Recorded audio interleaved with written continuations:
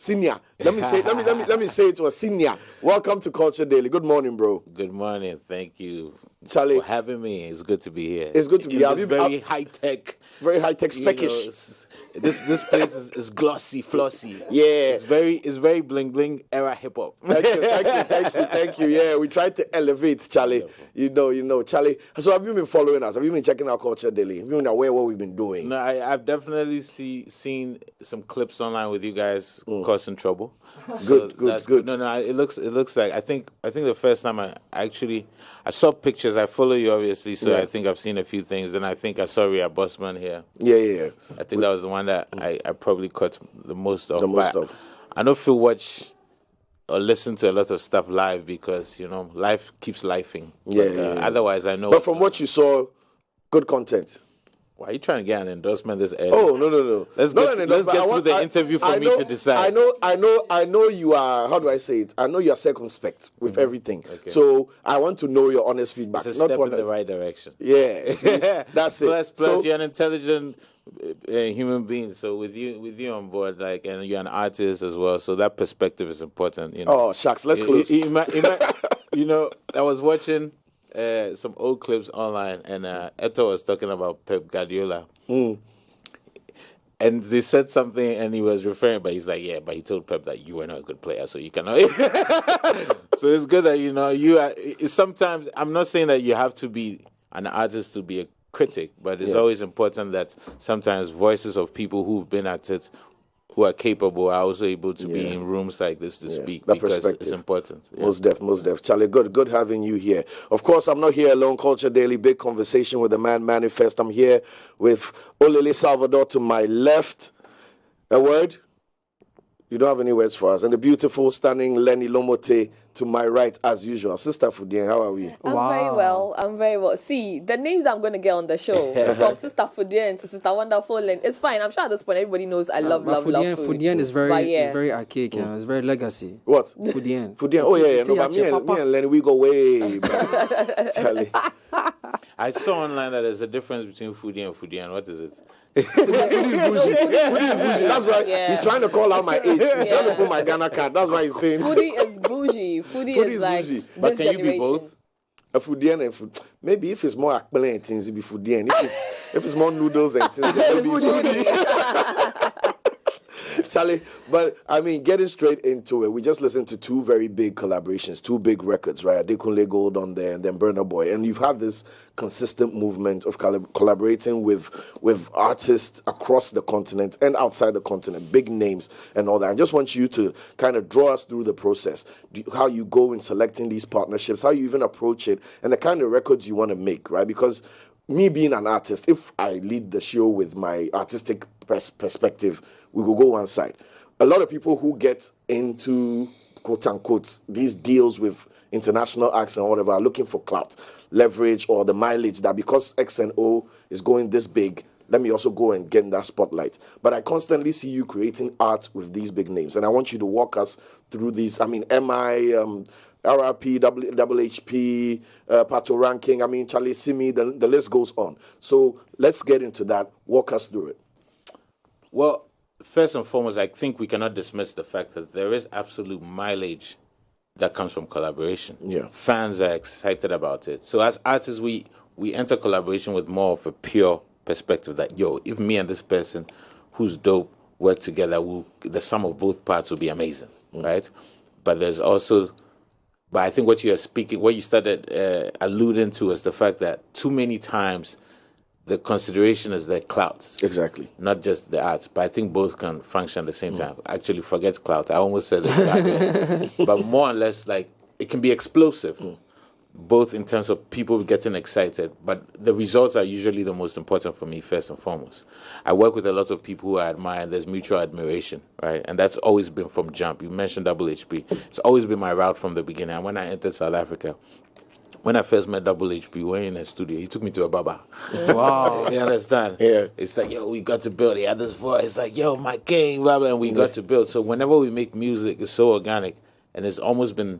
Not almost, it's literally the same with 90 whatever percent of people that I work with. There's a camaraderie and a mutual admiration. So a lot of times what I say is that if you focus on creating value in your art and how you move, it's easier than when you connect with people and you click to create music, right? Yeah. So these are the boxes you might want to check as an artist. Number one is what you're doing dope that people want to mess with you. Man, these words want to come. Don't worry. I'm hoping we both make it through. Number two, I mean, do you have social skills? Like, when you connect with people, like, is it pleasant? I just came here. Lenny and I spoke off air. We spoke, so it was cool. So if she's an artist, for instance, and I hear and it's dope, there's two things that are going for it. I'll sing for you to hear. I've been hearing that I have a cockroach voice from so many people here. So you'll be the final word. Of which I'm not one. Yeah. But and ultimately, also, it's just the stars aligning. There are people that I think are dope that we've never worked together. It's taken long. You just mentioned Emma. We only worked together this year, but we've been known of each other or known each other for years. For a year, for the a while. stars have never aligned. And also, Charlie, just don't be thirsty. Embrace her. Yeah. For me, there's something about the allure of somebody who's not thirsty that also makes it easier for other people to connect with you, because it's like you're not I mean, and I'm not trying to shade anybody. I'm just saying that you have to have a clear sense of who you are and what you're doing. There are people who I might dance to and who are huge or I might listen to, but I can't imagine a song with me and them. And I'm not going to meet them and be like, yo, bro, we should collaborate. I'll be like, bro, your work is dope. And I'll end it there. Right. But clearly, if you hear these collaborations, when you hear Adekunle and you hear Burna Boy, you've thought that Burna Boy and a Manifest or Adekunle and Manifest, that would be interesting. Yeah. So there's that consideration too. It's not a by force thing anyway. Okay. Right. So, sorry, it was a long answer. Yeah. But No. Definitely. That's why it's the big the segment. The show is literally called The Big Conversation. So let's get into it. Lenny, you were about to ask. Mentioning collaborations, you've had 2 songs so far with Burna. Yeah. Another Story and then Tomorrow, right? I want to know what keeps the two of you, making music, right? Especially not having to be a one-time thing, considering what you just said. And then where do you guys connect? I know that he has a lot of depth. You also have a lot of depth. So just break that down for us, where you guys meet and then where you find that common ground. It's first of all, it's just the music, right? We meet at the music, the dopeness, right? It's like, I mean, from the very first time I had Burna Boy, I was like, this thing is undisputed. Like, the guy be dope. I didn't need him to blow up to know that. I mean, he was big from the beginning, but people just didn't want to acknowledge that properly, I suppose. So I think our connection is musical, but it's also personal, right? But it was musical first. So, and after he came to Manifestivities in 2018, we connected, just really. And so then when you connect with people, you don't have to plan to record. It just happens sometimes. So it's dope. And I mean, and it's super dope that we did these 2 songs in its prime, sort of. So it has a sort of impact in that regard. Because I think years ago we were meant to connect, but it never really panned out. So, but guess what? It panned out in a better way, where he came 2 Manifestivities in a row. I was on his album. He was on my album. It just made sense, Recently, I saw him. I mean, it's one of those things where it's like, Charlie, when 2 people connect, but even beyond that, he has his family, his mom, his sister, his creative director, his other sister who's an artist. We all have a good rapport as well. So it's like, it's one of those things, it's like, Charlie, I mean, both artistically and personally, there's a good connection, and you keep it moving. Yeah. Right. Well, you spoke about how the collaborations come about, and clout is out of the conversation. Trying to create art, trying to make sure the energies are aligned. But we can't dispute the fact that there's always an opportunity to leverage on new markets, new listeners. So I want to know that these collaborations that you've had, some of the biggest names in the world, on the continent, how has it affected the Manifest brand, the access, the market growth, the expansion on that? I want you to speak on that, because I personally have known you forever. So seeing where you are now, right? I really want everybody to know exactly what's gone into it and the kind of reach that the collaborations and the journey has access now. En français, they will say, c'est très important. Lie. It has been incredibly important, especially Yes, because let's not kid ourselves. I'm not a darling of the Ghanaian music industry. Never been, never might be. But having an impact in many different places has meant a certain career relevance that has not depended on having to be liked by the local people, people who control the ting-ting, and that the people who love the music then don't have to. Because the truth is, the people in the middle are always trying to change people's minds. Like this one, don't like this one, like blah, blah, blah, etc. Right? Because the people can make up their own mind, but, you guys and other people are always trying to, the cool kids, everybody's always trying to push people in directions. Now, if literally all my movements were here, I would be stifled. You stagnate, But, the people, people who swear that Manifest is the wackest, but then their most favorite person will work with me, and then they are baffled. It's like, shoot yourself in the head at that point. You see, so, and then I, even when I came straight up to Ghana, within a year, you remember, I was playing Big Brother Africa stage. Next year, Channel O, etc. I didn't have to have the endorsement of the local whatever. No, the local people, don't get it. You need that, right? But there's different ways that could happen, right? Yeah, there's different ways. I am a person who I've gotten a lot of support from many different Ghanaians, but there's also many voices that want to insist on other things. So if other things are not happening, if I'm not being able to tour and do other things, etc., and do all these things, it would not. The narrative pushers would win. So it's been important both business-wise in terms of being able to do stuff in other places. There's going to be stuff coming out this month from Nigeria that has me involved, all these kind of things, because, yes, these collaborations definitely give you leverage. They give you a certain sense of community, right? Real recognize real. Game recognize game, right? So nobody needs Kendrick to say Cole is dope. But let's say if Kendrick, Cole was popping first. Cole was popping first and says, yo, this, that, and the third, and works with Cole, everybody gets excited. Extra. So these things are important. I would never dismiss it. When I say it's not for clout, I mean it can be solely for just the mileage. Because if it's solely for the mileage, you should go online, check who has the most numbers, check who has blah, blah, etc. and target and force those collaborations, right? It's got to be beyond that. And that's why at the same time, I can work with somebody who doesn't have a single song out. On my recent, The Epilogue, I worked with this girl called Wavy Pay. And everybody is that's the song people are most excited about. But they've never heard of it, but now they have. Because she's dope. When I heard of her, I said, hey, Charlie, this one, my thing. I reached out to her straight. It's not, I didn't need to see. So when I say that cloud doesn't lead the way, it doesn't mean that mileage is not important.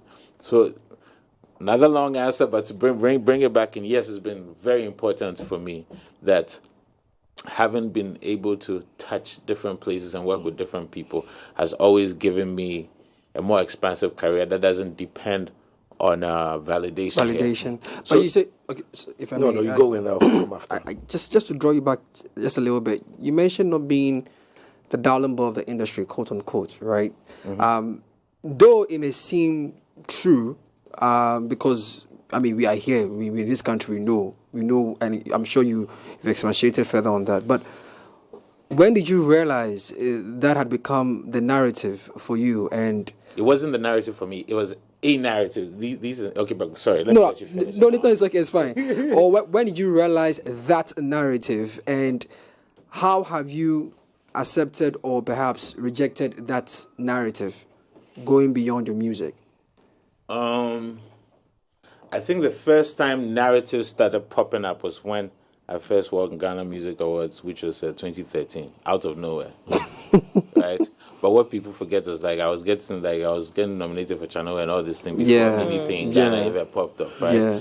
So then there was a sort of what happens with some of these things is when people's faves they feel like their faves don't win, or that you represent something their faves don't represent, then they despise you. But on the other hand, there's a lot of other people who also love you for representing what you represent, authenticity, unafraid and unapologetic about being African, and all these kind of things. I've never needed to be Gucci, Versace, whatever. I've just been like, yo, whether it's a Jabeng or whatever kind of thing, we can be fly in a modern, whatever way. Which is fortunately now is becoming the wave. But they used to laugh at me for things like that.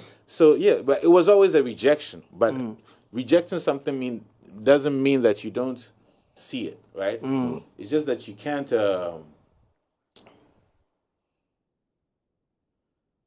You can't internalize it. You can't internalize somebody's issue. You should actually be excited that sometimes that somebody wakes up every single day and is thinking about you and how to oppress you and how they despise you. But then you see, once again, it's like what people you normally say. So many people love you, and then the few that don't, then you focus your energies there. You can't do that. So I've been that fortunate where I don't have to do that. You know, but do you think it's an issue of marketing? You know, with the science and arts of music in Ghana, it's always been, or it's believed that you have to market your song in a particular way. Do certain things or avail yourself in certain places that these faves you talk of or you talk about are doing. You mentioned that you have to focus, or you've had to focus on markets outside, outside Ghana, which is obviously bringing you some clout or some revenue. If you look critically at the situation there, do you think it's an issue of, less or not enough marketing to the locals here? No. Okay. Ghana is not any different than other African countries or other places where I go and then I'm embraced. In Ghana, I'm embraced in Ghana too. I'm AFSA brand ambassador. I've done work with so many. Let's not get it twisted. When I say I'm not a darling of the industry, I didn't mean that of the people. Industry is a small group of people, 0.0000000 whatever 1% of people. So it's who, but a section of who sometimes want to regurgitate certain narratives and are committed to it, but it fails. Like what I'm saying, it fails. It fails because the actions and the work. And I don't come alone. I come strong. I always collaborate with, individuals. And I don't mean artists. With, with people who are very strong in vision, very strong in the output of work, whether it's my artwork, etc. So I don't come alone too. So it's like, the thing there is tinging a certain way because... the answer to your question is I don't think there's a problem. I'm just identifying when I say... there's not a problem. If there was a problem, all of these great things I say would not be happening. It's not a problem. Everything they the way it did. Sometimes my fans or the core would just be like, but you people, they get agitated because they feel like, I'm not put on a certain pedestal among certain people. But that doesn't matter. You people care. You people care. You people care. We do this. We do Manifestivities every year. We're able to release our ones. We're able to talk. Everybody on their path. I'm here. Every year there is some growth. It's beautiful. I want to know. Like I know you've had to clear samples for beats in the past for albums. Stress of producers. Like we've had conversations, right? And we've also had that same conversation in here many times about the stress. Or let me not use the word stress and put it in a negative, about the tedious process that we need to go through as a collaborator that wants to go beyond the norm. You want a certain kind of sample. You want to work with somebody, but they're on the label. You want to collaborate with this particular person, but they're in album mode doing ABC. How difficult has it been for you to navigate that landscape? Getting your clearances, your split sheets, all that? Because you know me already. Let's talk about the money. I want to know that all this art, all this dopeness, all these collaborations, you are securing the back end perfectly and be an inspiration to all those listening as well to get it done right. Because we have too many tragic stories. I mean, if you remember, before I even moved back, I think I used to spend quite a bit of time with you and Elom here.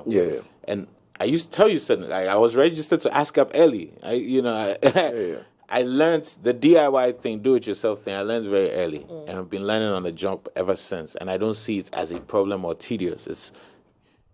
I'm in music, and I'm in the music business. That has been very clear to me from very early.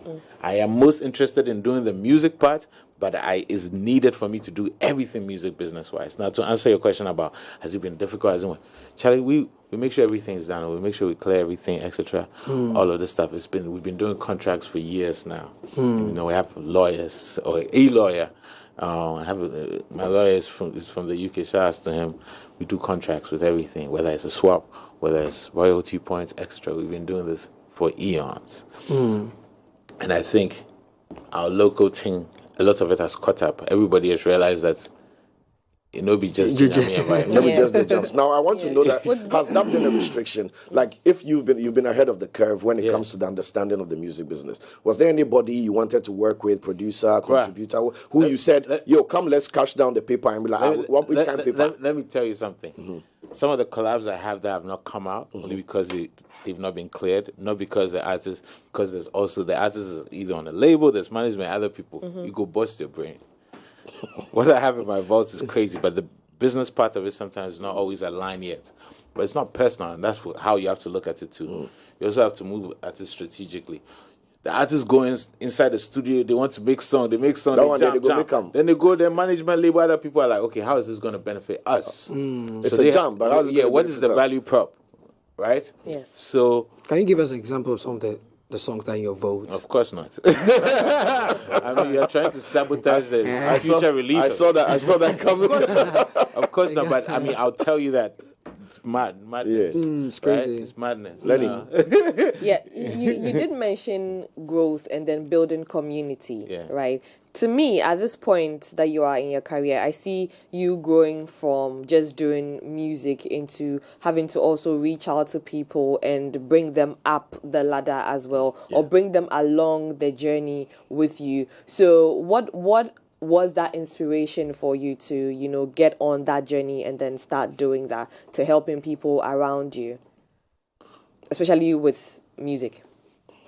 I think anybody that is truly a fan and committed, and any artist that's truly a fan and committed to this has to think of legacy beyond just what they contribute, but how they can, when you think of Lil Wayne, you're going to think of Nicki Minaj, Drake, whatever.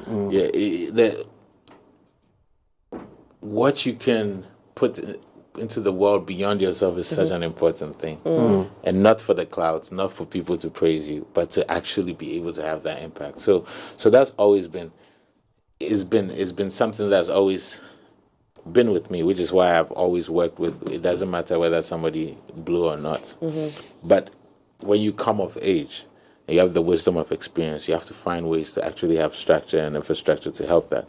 So I mean, most currently, I have a business with a friend of mine who's the founder of Impact Hub. So we're bringing tech startups, creative together. So we have a company called Forward, or Culture Forward, and we've started doing work with a lot of music professionals, and we are thinking of other things that I cannot always say on radio. So before your friend is saying, yeah, no. But yeah, so that's always been in play, but I've fortunately reached a place in my life and career in which I can actually make plays that are, I get on these calls with other people from other locations because I have gravitas, so they'll be like, okay, how can we do this? How can we figure this out? And people know that at that point you're doing it passionately by money to the inside, which is important. Right. You have to, it's growth, right? So, okay. Before Olele, I haven't seen Manifest in a long time, so let me ask my questions. Before Olele, I mean, Madina is to you what West Coast is to I don't even know who, or where East Coast is to who. But I want to know what that relationship has been like, the Madina love story. You to Madina, Madina to you. Is Madina giving back to you? I know you are giving back to Madina. You can expand on some of the ways you are. Madina is everywhere that you come up that raises you, has given you a lot. What else do I want? So yeah, I mean, it's. I think people. It's very hip hop what I do, right? In ethos. So even when the music, whether you hear a game over or whatever, the ethos of it is hip hop. One of hip hop's thing is represent. Right. Unashamed. Right. Rep the block. Rep where you come from. Don't be fake. Keep it real. So it's just the story. You hear Biggie is Brooklyn. You hear Manifest is Madina. That's it. It's really not. It's not rocket science. And I used to do the block party there. I haven't done it in a long time because Charlie was out of pocket, and it's not easy. I had to focus on building up a little more. I'd love to do it again. We wanted to do another one just before COVID hit. I think we're floating the idea, but so yeah, no, I'm hoping that I can make some significant plays also in that community. Not even just arts wise, but just for young people. Every time I go to my mom's, I see lots of changes, but I'm just like, there's no places for kids to play, to do. There's no arts. There's many things. It's not just Madina specific, but at least that's where I care for. So it's not about what Madina has given to me. It's actually a matter of what more can I really do? Have you got any plans to sort of lead the crusade? Because Madina could not have just touched Manifest Live. There's a lot of people who came out to Madina who would probably love Madina, but never even thought about, let's go back and make, like you're saying, there's no, like I pass Madina every day, right? There's nowhere they kiddies go play. It'd be street stores, houses, like nothing social. It's becoming such a commercial. No green, exactly, no green, nothing. And there's a lot of things, amenities, blah, blah, blah. Have you ever thought about being that guy, the Moses to kind of rally all those who feel the same way about this? How did Moses die? I can't remember. You go die. No, I'm asking first. I have no idea. No, how did Moses die? You don't. Lenny's our in-house pastor. We know. Because Jesus, they are no say they all found. They all found. They sent the feds. So before I claim, I've only claimed Ghana rap Moses, and I let the see part. That's the only thing I've ever done. But for me to be Madina Moses, I have to be sure that I'm taking on them. Okay. I do think. Look. I mean, my grandfather, both my sets of grandparents lived in Madina. My grandmother's house is, from my dad's side, is like 2 minutes away from my mom's father's. So it's a very family thing for me in my mind.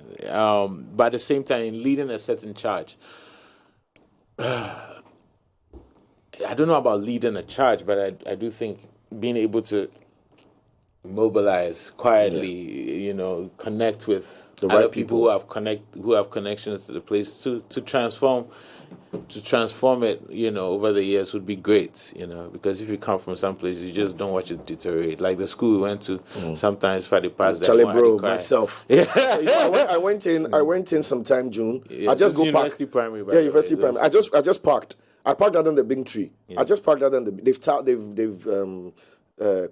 pavement blocked the whole place.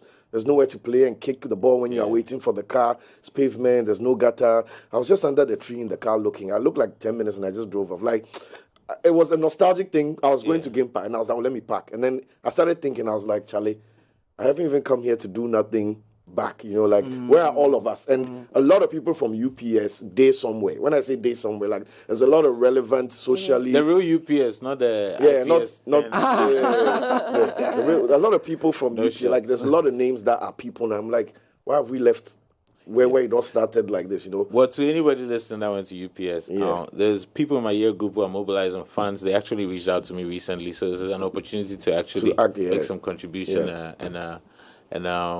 so just to add to help where you came from, so that instead of it deteriorating, it goes up. So it's important that all of us, in our individual ways, make these contributions to where we came from, who we came from, and all of these things. It doesn't have to be this big. They say dog and pony show? Kind of thing. It doesn't have to be a parade. The little you can. Real impact, real things, the things that matter, what are critical. And things with longevity to think beyond that. It's nice to do walks and health and all these things, but think of things that can transform so that after you're gone, you don't have to be here for it to happen, or you don't have to be the face of it, or it doesn't have to have your name on it. Like, the day that I do something and then I put my name on it, that I've lost my way. Like, Manifest Road or the kind of thing. It's not a big statue in front of somewhere. Because if I ever do, for instance, my grandfather is an incredible human being. If I do something and then maybe I don't push for his name rather, then I'm mad because he's done more. What is your name doing on the streets when his name is not on the streets? I'm saying all that to say we need to move beyond cosmetic and vanity and really try and see how we can impact. Wow, guys. Yeah. the chair don't like you. The animal. From house. Yeah. But yeah, we all for try. Like we definitely have not done enough. I have not done enough, etc. But that's the more that we grow and that we have either access to resources personally or network wise, we definitely need to make movements to make that happen. And I hope in the next decade of my life, I do and make a lot of contributions that way in many different, things. I wanted to find out from you when you took that decision or you made that decision to come to Ghana to do hip hop or to do rap. What was the scene like before you came into the system or the scene? And now that you are in that you are in the scene, what have you learned? Especially that's related to our space. Well, correction, I didn't come here to do hip hop. I came here to make some of the best music that I could ever make. Okay. The music that I'd want to listen to. Of course, hip hop is my medium, my primary medium, but so I never was bothered about what existed at the moment. I've always been of the opinion that things can coexist. That Bob Marley fit did the same way that some Hugh Masekela or some rock and roll fit did. So I never understood people's wariness that, hey, Charlie, I don't do the purple, so why you have to be... Yeah. Why do we have to kill one for one to thrive? Or their wariness of the fact that, like he said, I came back to Ghana in the midst of a new blossoming trend, whatever, and I thought it was a good idea. Because I've always believed it's possible for it to coexist, right? It's possible, diversity is important. It would be tragically boring if we all did the same thing. Right. And so, maybe in the, like Celine Dion, I hear him everywhere. Get club one song back.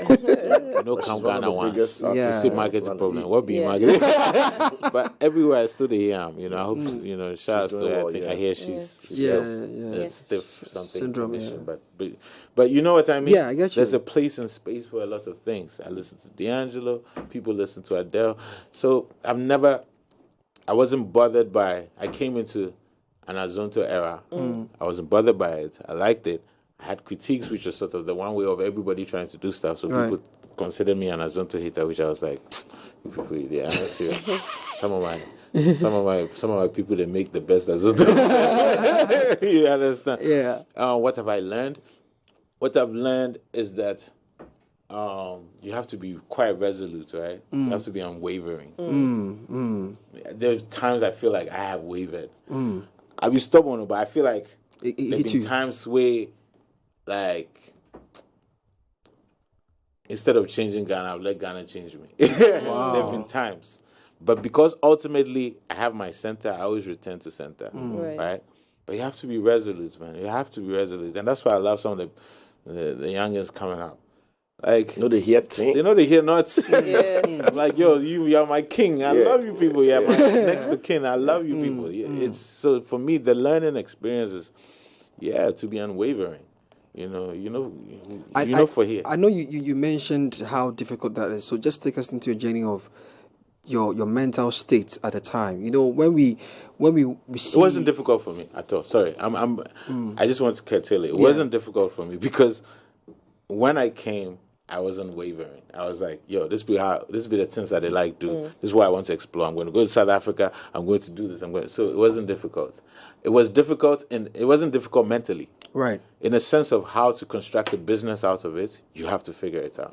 Because when you go left, when everybody's going right, it means that you might have to work 10 times as hard, more. And also you might have to find a unique path and blueprint that's not already there. But that's part of the job, the challenge, especially when you're young. What's your excuse? Yeah. If you're older and then you're now about to figure out a blueprint, then I'll be like, guy, You have kids. You might have grandkids. Go to some When you're schools. young, yo, try and feel even. Yeah. Why not? Yeah. You have the vim. You know, they say liberal at 16, conservative at 60. Because when you're young, be open to so many things. You can try something and at least be older and say, at least I tried it. It didn't work out. When I was putting out my first album, I remember I told my manager at the time, his name was Ashanti, he's African American.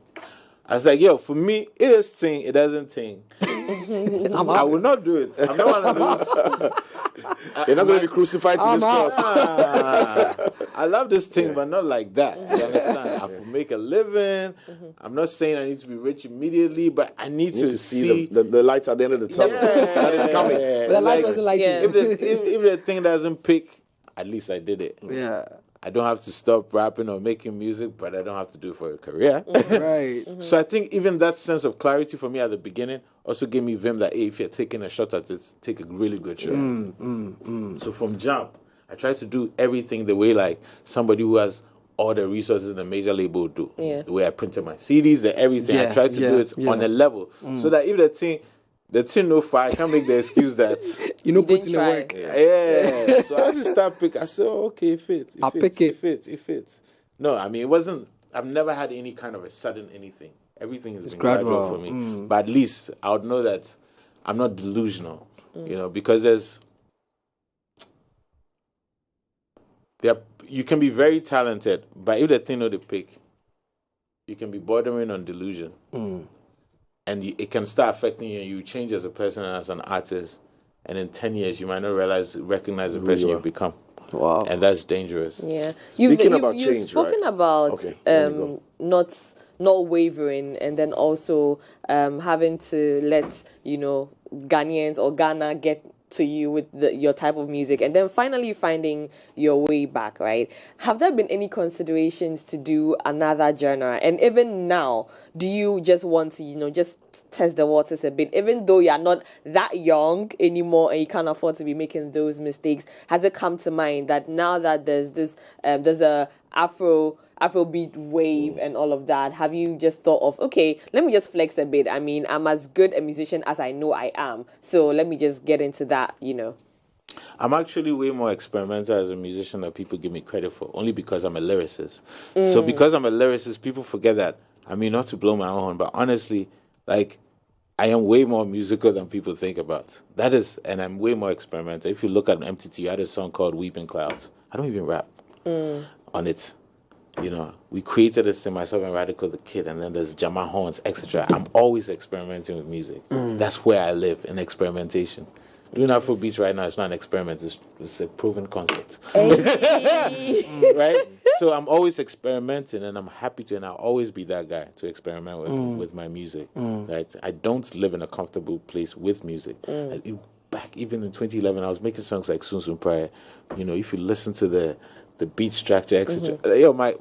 So people have a limited understanding because sometimes they don't listen, or they listen to what other people are saying. I am actually absolutely one of the most experimental musicians you find here. Like it's not even. I mean, he can attest. Yeah. I mean, and speaking. So fun fact. I brought you guys in on the PhD thesis that featured my song. Yes. There were only two rappers featured in Africa. The second was the UPS Manifest Suffer. Manifest, yeah, UPS should be proud. Actually, UPS should be proud. So the second song was Suffer. Yeah, from Manifest. And speaking from that angle, right? I've seen your brand evolve musically, visually, styling, everything. Now your fashion sense there. I've seen it evolve. Charlie, switch up, Charlie, and it's crazy. And I love what I see. And I want you to walk us through the process, because I'm seeing more of the overall artist. Like, creativity is a spectrum, right? We all get everything so.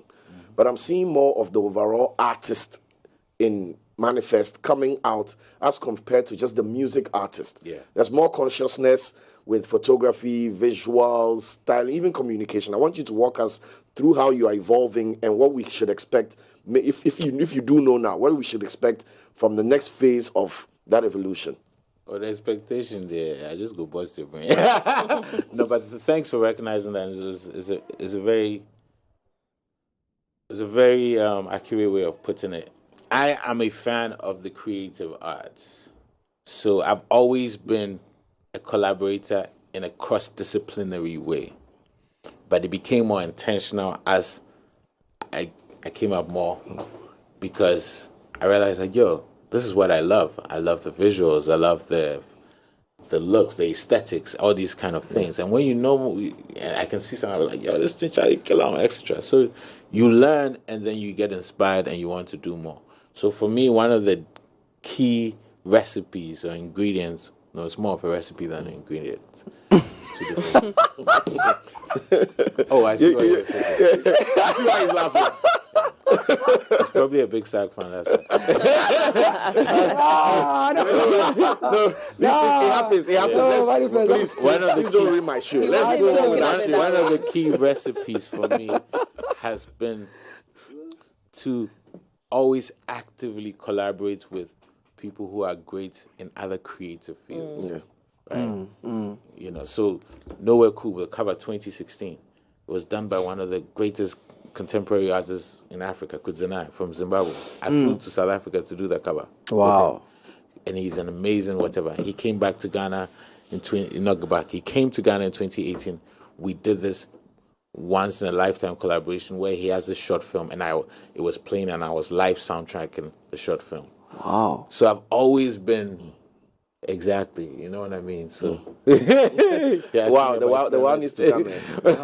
But you Manny, put it on his Instagram. you see, the thing is, the last time I think we had this conversation, I don't know if it was with Fami or one of the artists who came in here about, blowing your own trumpet, like the PR aspect of these, these things. Is it intentional to just stay in your lane and no, it's not intentional, and it's not whatever. But I think at the point in time, everybody gets tired of barking up the wrong tree. I can keep sending you stuff and you ignore it and you think I'm going to keep doing it. Why? And I don't have time. I'm not saying me personally. Yeah. Even my PR person. Yeah. I've had PR people. I had Buki from Nigeria do PR for me. And then when she puts stuff out, people from London, etc. pick it up. Not people. They don't pick it up. So I don't have to worry. In this life, you know where go you where bro. Speaking about picking it up, right? I also see you doing a lot of enabling. You spoke about Ria Boss being here, right? We also have that same mindset. That's why I'm bringing this up. I see you doing a lot of enabling of the pure talent. Those who are, how do you, what's the phrase? Yes, I don't like it, but Ote has become the new cool. Exactly. And I see Rima to all these people. They were all Ote, but now because they blew up now, they're no longer Ote. So okay, once you blow, they can be Ote. Ote cannot be big. Ote should be small forever. Exactly, leading to my question, right? I see you working with a lot of Ote artists, trying to put them on, trying to put them in the space, especially even with your shows and stuff like that. And I just want you to tell us how connected you are to that scene, because every creative, right? Like I love literary arts, right? So I dead there, so I know what's happening, who they come up, blah blah. I want to know if that Ote scene is your comfort space when it comes to looking at the artscape. No, it's not. It's one of the spaces I enjoy. Okay. So there's always, for me, is that I'm always been a person of balance. I find harmony in balance. So myself and Bisa Kede can do whenever. Myself and Walasi can do 100%. There's a balance that I enjoy. So a little here, a little there. I do believe all of these deserve to have a chance to prosper. So for me, it's about the balance. So I don't favor one versus the other. I think it's not even versus. None of these. There are all these multiple spaces in which there's credibility and there's talent, and you can't whatever. On one hand, I love Famia. Famia is now combining this kind of outer global but locally rooted. You should watch his interview. We had him here for 1 hour 30 minutes. Do you know I knew him a long time before he blew. Wow. Then you love the interview. Oh, okay. Because he took it way back. No. Listen. Way back. And I was one of the, way before. Yeah, then you love the interview. Madina. Then I beg you go watch. So we've had conversations where I tell him how proud I am of him. None of these things have to be performed in public, and I'm seeing the growth and evolution, the visual aesthetics, all that. Anyway, all that to say, there's credibility in many different places. There's talent in many, and I just don't disregard something because it's labeled. I regard something because I dig it. You know, talking about Madina, right? I'm beginning to feel and think that Madina is, the underrated hub of all things hip hop and culture. Because we have a Blitz, the ambassador. I think he was known as Bazaule. Yeah. You get me? So then Madina, you go to Adenta. He's not from Madina. Stop. Who? The last person you mentioned. No, he's not. No. He said he was saying it. Oh, but me, I'm not. Oh. No, I'm just saying like Madina, Adenta, it's like Olele doesn't know the geography. The people, the Adenta squad, right? Different from the Hacho squad. Okay. The Hacho squad different from the Madina squad. The Madina squad different from the Lagos squad. So I Okay, let's take Madina Jesus name. The Madina president.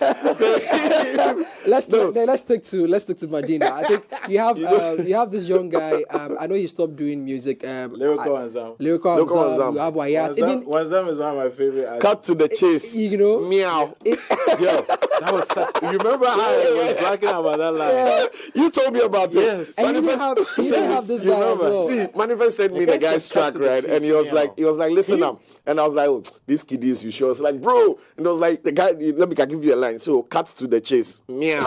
Quickly when I hit download. That was crazy. Yo, I was DMing with him. He's outside, right? We were DMing a couple of weeks back. Hope he's doing well, Charlie. So you have this guy, you even have this gentleman, Kwesi Trigger. I think now he's no longer even Ayat is from Madina, bro. So like there is okay, so how are we going to? I know you've done so well with Madina to the world and Madina to the universe. Not to the world at all. Universe. You have to be accurate too. No. I'm just saying this for the benefit of our listeners. Okay. I'm saying it's not to the world. Yeah, I know. To the universe. The world is too small. The universe is. It's bigger, it's right? Yeah. But I wasn't actually talking to. I wasn't talking to your album. It's okay. That's fine. So I'm saying that you are trying your best to throw the spotlight on Madina, but it seems that there is more than just what you are doing. How are you working together with your brothers to bring the attention there? To throw that spotlight there and say, look, there's something good in Madina that we are not paying attention to.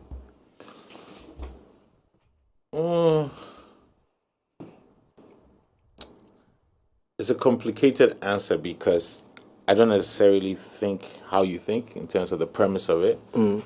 Where it's like, I don't care where Walazi's from. I would still be excited about him or Wavy Pay, etc. So my premise is not geographical, but because I have a geographic sort of connection, whether it's music, whether it's education or something outside of it, I would be more inclined to support and try and do something, whatever. But it's not, when it comes to music, it's not so I'm not going to sit here and pretend like Madina is where everything is popping. But there's talented people there who've probably never gotten a chance. So maybe, and I have definitely not done enough. When I came, I had the right idea trying to do the Madina block party every year. You came to play. Yeah. Like I said, it was difficult to do.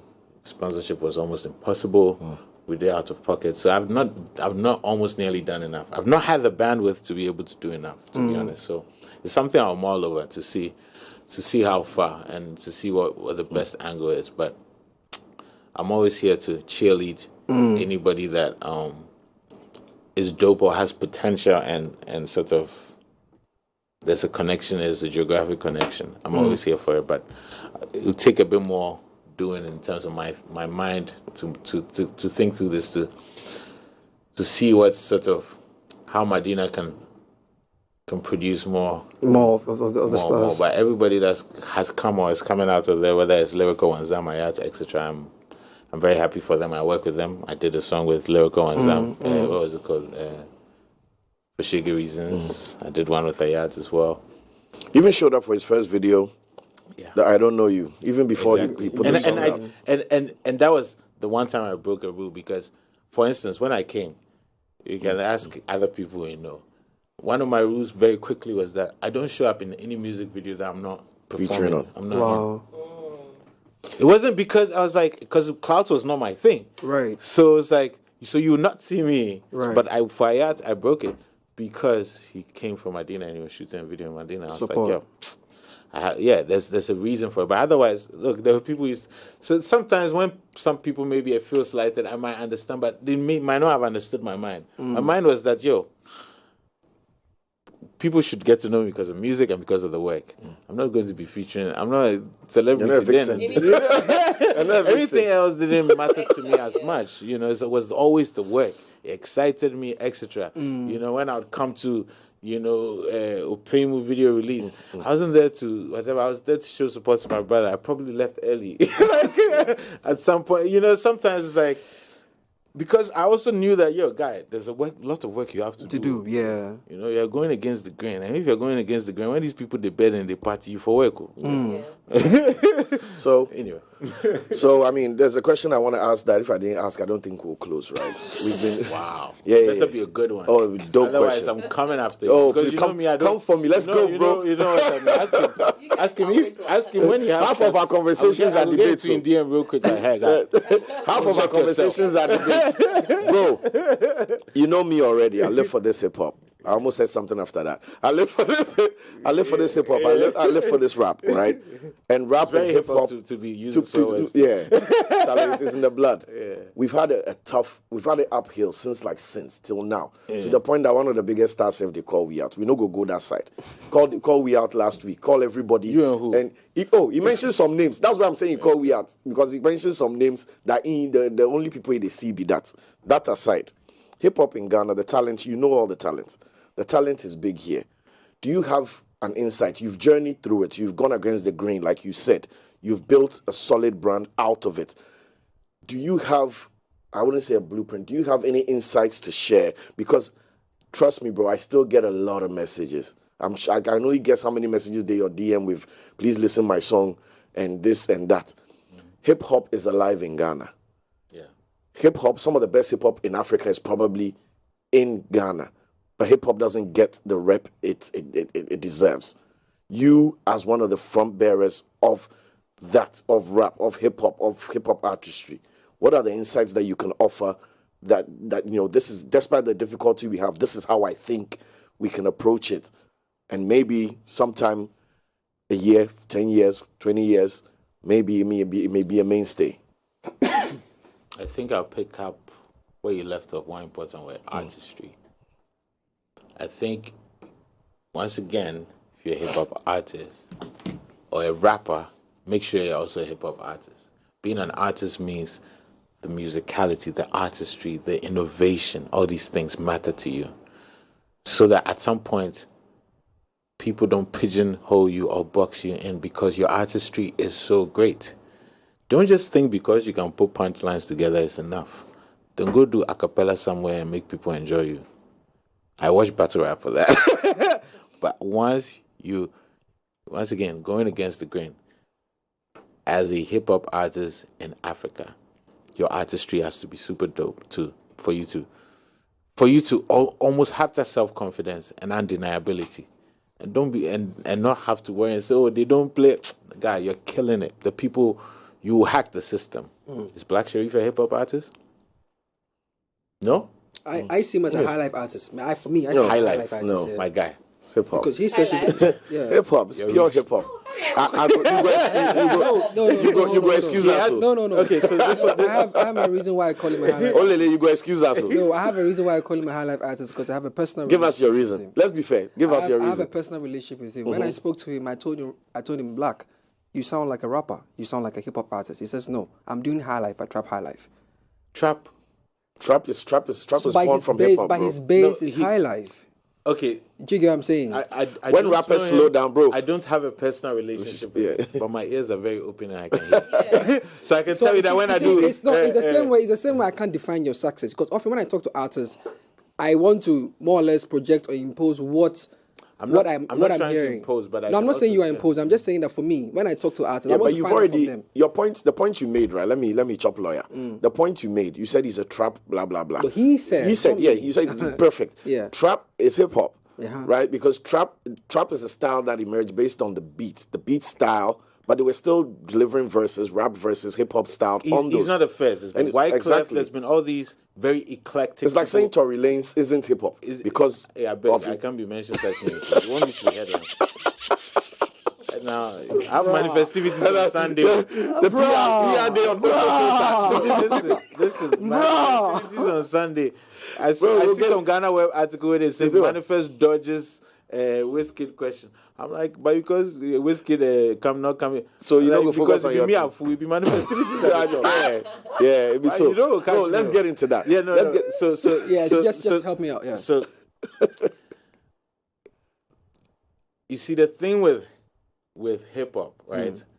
As a center is, hip hop being your center doesn't mean you cannot be whatever. I think of some of the most eclectic musicians in the world, and hip hop is their center, right? Like I mentioned, Wyclef. You can, so hip hop has been at the center of musical innovation for like damn near 4 decades now. So I am just trying to say, in partly responding to this question and yours, which now they confuse me, but I'll try, is that I want to let the person who feels like they are beginning from hip hop to feel empowered to know that they fit take them to any place, right? And that their artistry is untamed, unrestrained. They fit take them. They fit. Well, I see say hip hop, they fit take them anywhere, and lean in strength. If you're purely like super bar heavy, great. But then maybe you need to find like a producer that complements that, like Griselda. There's many road paths as hip hop. There's not one path. There's not one path. It's your center. All your Afrobeats big people in Africa, when they all rap, ex-rappers or rappers who have just had to whatever. What are you I mean, whose flows? Burna's flows. How many rappers can do some of those flows? Are you mad? Like, I think Lyrical Joe said it last time when he came here. Yeah. So, I want my thing is to empower the people who feel like hip hop is their center, to not feel ostracized or to not feel, but to focus on artistry and to feel like, how can I innovate? I use Griselda.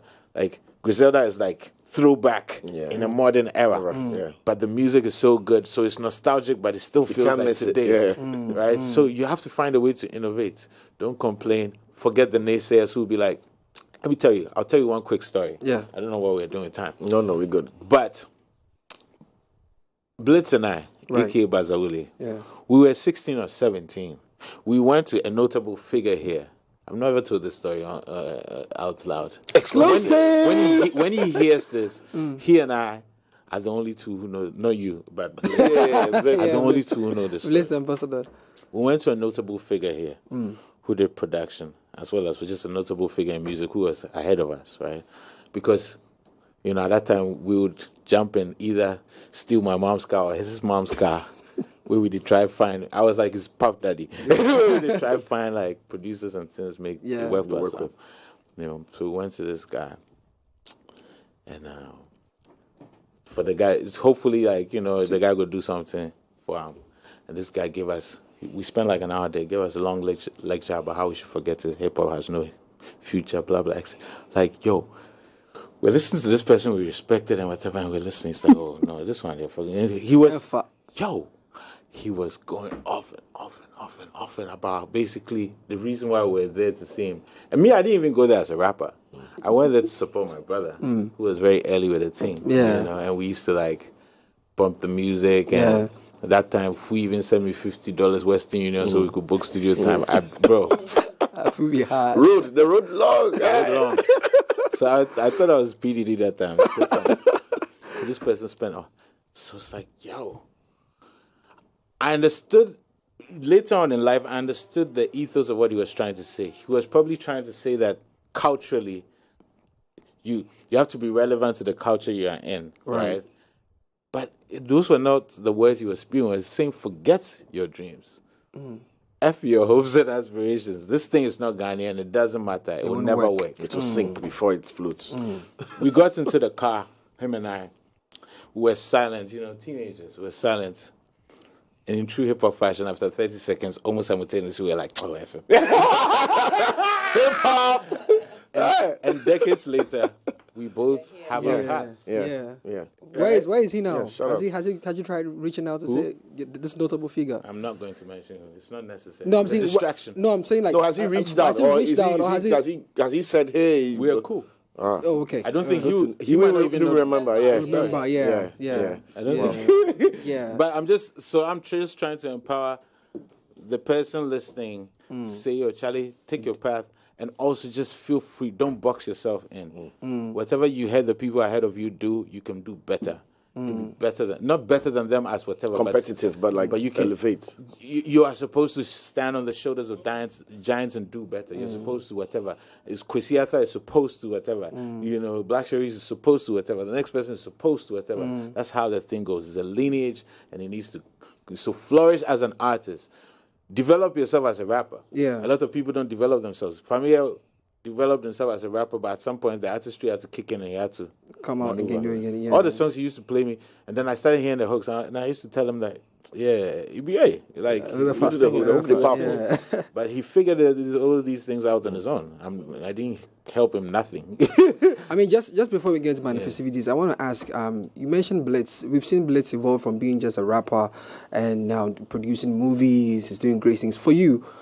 What's the journey looking like? Are you going to stop doing the music and do other things? I'm trying to buy this station like tomorrow. Vim. Charlie, we never bought. We go talk after the show, so we never bought. Yeah, no. I mean, I think there's more things in store. So all right, that's fine. So we'll see. It's cool. That's amazing. Bro. With Manifestivities, I've seen you go on a tangent that I can say that I've not seen. Oh, my mic was off. Sorry. Okay. So I was saying that with Manifestivities, I've seen you go on a tangent that I've not seen or I'm yet to see, right? You are telling stories of how you met the talents that are going to be performing on the show. Yeah, I do. That are going to be performing on the show. What was that point for you where you realized these are the people? Because I'm sure there are so many other people that you have really special stories about, right? But what was that point for you where you handpicked these people to be on with you on Manifestivities? I mean, when you're putting up shows like that, which, it's like a concert cosplaying or a festival cosplaying as a concert. There's a curation element, and every year you are going to be going through different things. Yeah, you're dealing with schedules, you're dealing with how does it look like, how does the night feel like, etc. So every year we end up somewhere where that's a sort of story built, for lack of a better term, due to many different things. I mean, this year I would have loved Adekunle to be here, but we both have shows the same day. He has one in Lagos, I have one here, but.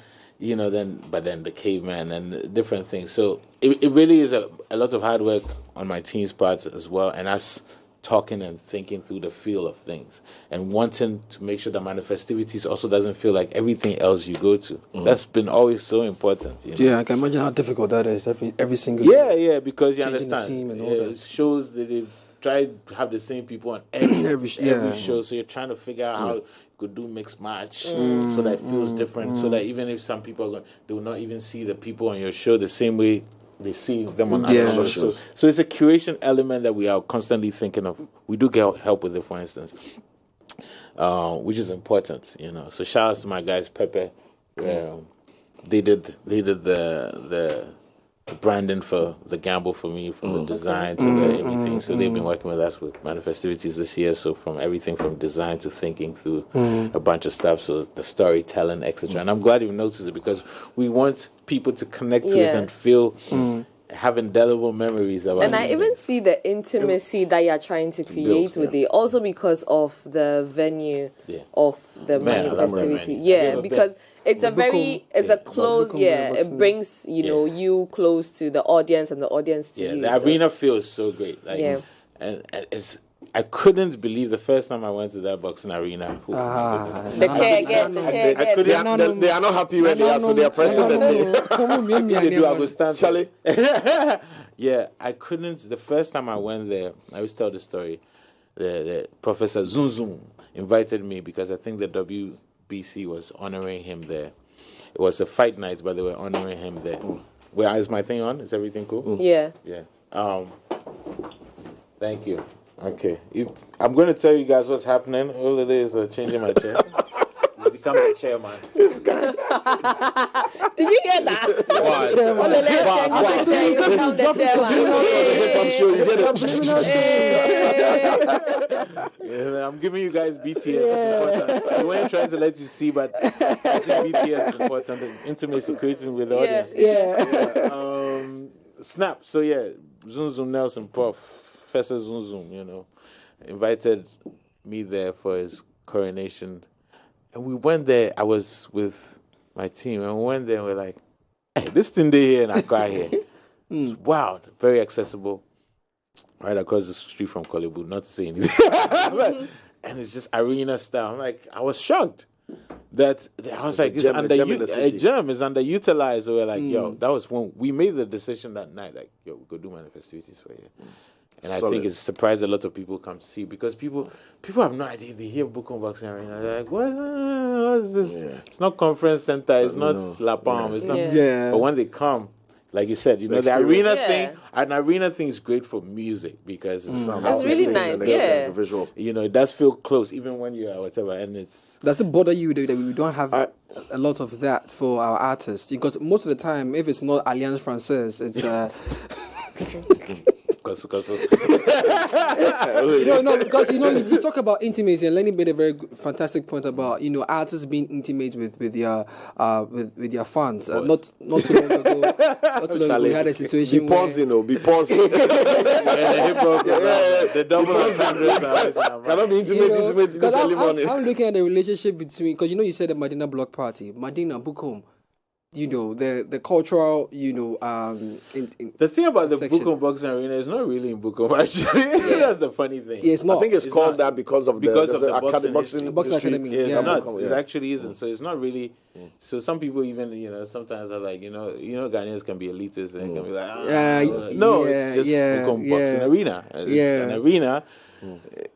Anyway, bro, I don't know what your question was. My question is, you went to the Bukom by some form of invitation. You saw the place, you loved the place, and ever since then, for the last 6 or 7 years, since 2018, 2018, so 4 years. 4 years, right? You've been doing the Bukom Arena. Is there going to be a time where you move it from the Bukom Arena, or Manifestivity should always be attached to the Bukom Arena? Nothing like should. I mean, as for growth and evolution, there it's always possible. It's inevitable. Maybe perhaps we will build our own venue, and that will be where it will be. I love the sound. All right, getting into the business end of Manifestivities. I want to know everything: ticketing, how do we get it, what's the buck, everything. Let's get to the business end of the thing. We'll put all that. They're all on the screen. Production. We'll put all that Manifestivities.art. The only problem with Manifestivities, syllables, not DOS. Crawford can almost say Manifestives. DOS, but it's okay. You can call it Festivities. Manifestivities.art. There's a short code as well. Can you put the short code up? Can we have the short code? Production. I love technology these days, so you can actually get it via your phone with a *365 *1812 hash on all networks. Wow, amazing. I don't even know how that works, but I'm glad it works. You can get it that way too. I think there are some physical copies for the old school people like Cyril. 1 or 2 APSA branches, and I can't remember where else. I think the APSA branch at Nesta Square and somewhere else. Yeah, you could grab it. Like, I mean, you do that. Those who have come to a Manifestivities before, I think I don't have to do much convincing. I just have to reassure you that we are back outside at Bontin Big Tins. Is what I'm saying. Well curated. Those who've never been. Look, I will bet my career and my future on it. That if you come, you have a good time. You know what I'm saying? You get me? Yeah, Charlie. You can America. He hasn't taken his meds. No. Oh, Charlie! Now, he having to mention APSA, right? I was telling Cyril how I see you as having positioned your brand to play into that corporate space, right? Premium space. Premium space, exactly. Exactly. Was that a conscious effort for you, or did you just find yourself in that space and say that, okay, let me go with it? There's an intentionality when you recognize that, okay, what I do is layered. So it has multiple appeals, but there's a sort of sophistication that then can translate in the premium space. So, yeah, you lean into it a little bit more in terms of, like, who doesn't like nice things? In terms of when you curate your shows, etc., how the VIP section is, etc. Yeah, just... in the famous words of a famous philosopher, you understand? So I've definitely leaned into that, but it was more organic in the sense of, like, nobody tells me to speak this way. Nobody has forced me to be articulate. I've always found it as an important thing, and having a background that has enabled me, and also being a curious person who has also, like, when I go to a Chiefs Palace and I hear the linguists and they talk, it's like I want to even record it. And I'm a person that is enamored by elegant speech and all of these things. So when it's reflected in what I do, obviously, then yes, then it allows me to be in these spaces. But it wasn't contrived. It wasn't like I'm like, Charlie, some bank for halami or Mateo or somebody for halami or so. No, it was always organic that way. Because I'll tell you, I've said no to a lot of things. I've said no to a lot of things. Right. Like for instance, you never see me with any gambling, anything. My manager's probably upset I'm saying something like this. Because maybe if some 10 mil come next year where I take them, then you guys will replay this thing. No, but there's a general compass that you have. The reason I'm saying that, if you want to play premium, if you want to play specific, you have to be specific. You can't be. You can't do everything. You can't be the guy that is selling Kobe and at the same time Killy Willy. Like, they know the fit. Focus. Yeah, it has to be focused. Like, yes, it's true. If you want to, I am probably more likely your guy if it comes to something on that premium tip. It's true. I won't even. You have to be self-aware. It is what but it I'm is. not your guy if, like, you want, like, very massive level of like, if you're trying to sell Like a reach. pure water, might not work. Trying to sell Belacqua might work. Not because it's not an elitist thing. It's just sort of, I might not be, at that point, you're having different considerations. I am a credible voice, but I might not be the most popular voice. I am known across this country by millions and millions of people, but others might be. So if I'm known by 10, 15 million, another will be known by 30. So if you're only going for, like, mass pro, you might want to go with a 30. If you want credibility, shifting human behavior, etc., somebody that you know that I'm not here talking to you because somebody's paid me, but I actually believe in this, Then Manifest come is my your side. guy. Because I'm never going to be pushing anything I don't believe in. Unless the money changes my life and I can retire. So I always put a caveat to it. I want you to give us. I mean, my clock is ticking. Everything's about to explode. So I want you to give us our last word. Of course, manifestivities.art. You get on there. Everything is simple. Hook up, be at the event. Last words from Manifest. We've been having a great conversation here. Last word is thank you guys for having me. All the best with your trajectory on the show. Is this the first year of the show? Yep. All the best with it. Hope you blow up beyond blow up. Hope you are syndicated in many geographies and all of that. And then final, big up to everybody, especially artists putting up events this December. I wish you all the best. I hope everybody succeeds. It will be a great testament to our scene. When everybody in Tinde Pop, let's all put in an effort to make sure that everybody enjoys the thing that they come to. And much love to everybody that supports. Can't wait to see you on Sunday, Manifestivities. Vim. Best of luck to you. Quickly into my LPNs before we wrap up. Discover a world of innovation, a world of luxury, and a world many of us dream about owning. Discover the world of Bang & Olufsen, the particularly true brand in the ever-evolving realm of high-end electronics you might love to own. Located at Atlantic Tower, Liberation Road, 1 Accra. Each day, month, and year, drool-worthy new electronic gadgets ranging from all sorts of home theaters, speakers, headphones, etc. are available and released. Bang & Olufsen, like no one else. This has been Culture Daily. We've had the man himself, Manifest, the brother, MC, artist, Olele Salvador to my left, and Lenny Lomote to my right. It's Culture Daily, and we'll definitely see you tomorrow. Signing out, it's Serial. Peace.